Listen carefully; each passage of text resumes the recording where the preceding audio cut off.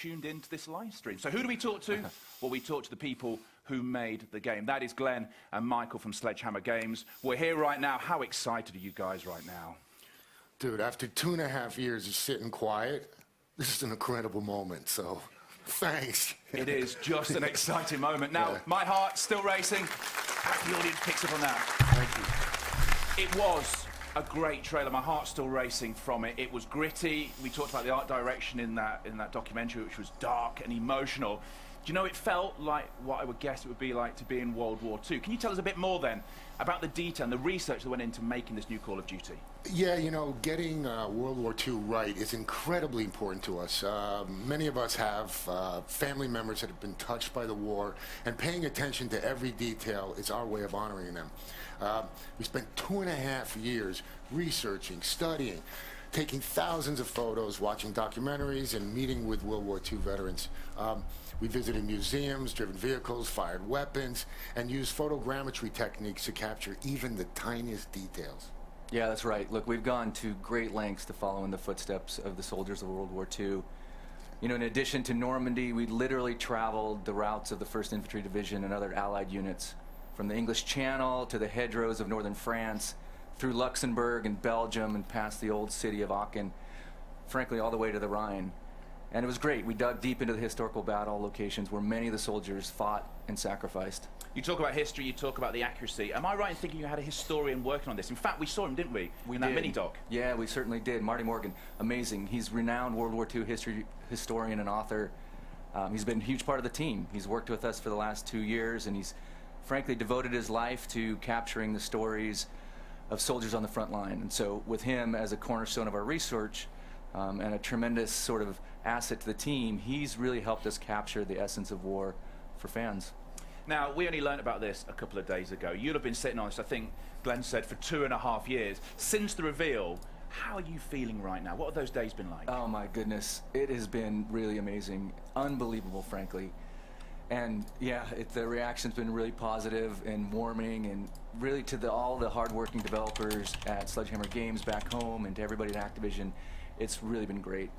And for Glenn and I, it's really humbling to have, you know, the opportunity to tell this incredible story of heroism, to honor the men and women who've sacrificed to bring around victory, and what really is history's greatest conflict.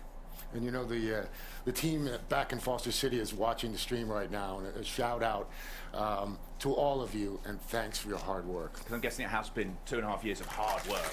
Yeah. Really hard work. Now, we've got tons to discuss, more questions that are coming in from you. You can get in touch with us on our social channels. And if they say that no man fights alone, no man presents alone either, because alongside me is a YouTuber. I call him the Crown Prince of Zombies. That is Mr. Dalek JD, who I know is super hyped right now.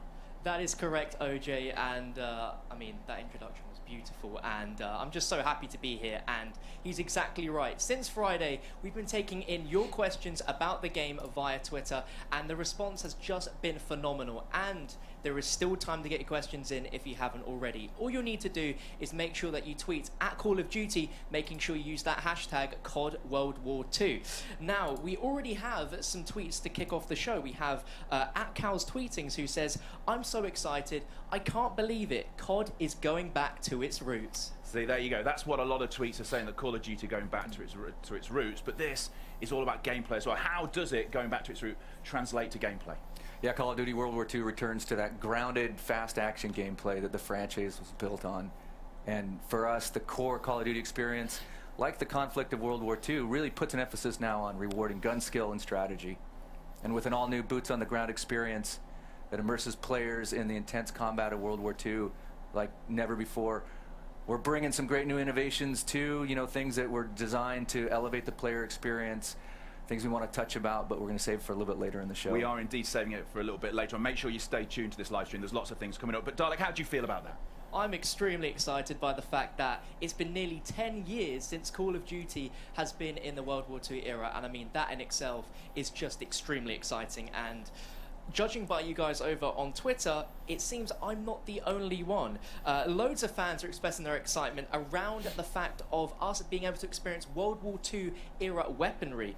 Fans like Games412412 who tweets in saying, "What kind of weapons will we be seeing in Call of Duty World War II?" Well, the team worked to bring a wide variety of weapons, you know, from both the Allied and Axis forces to life. And for us, authenticity was key. So from the iconic ping of the empty M1 Garand to the power of the first assault rifle, the STG-44, these guns have a real weight to them that is really visceral. And it really, for me, brings me back to my fondest memories of playing Call of Duty with the fidelity now and the brilliance of what's only possible in the latest generation of gaming hardware. No automatic weapons symbolize brutality of World War II more than the belt-fed MG42, which you'll see. Terrifyingly powerful weapon. There's the bolt action rifles of World War II and the singular damage that they could inflict in combat, like the M1903. And equipped with scopes or iron sights, these weapons were frankly pretty precise. And of course, Glenn here with his .45 caliber grease gun, running around in spray and pray mode, you know. Let's not start. That just scratches the surface, frankly. The king of spray and pray, eh? So Glenn, what did you enjoy most then about making a World War II game with the current hardware? Yeah, good question. You know, I really love the detail we can bring to the game nowadays. The way the soldiers walked and talked, the music of the era, the different locations.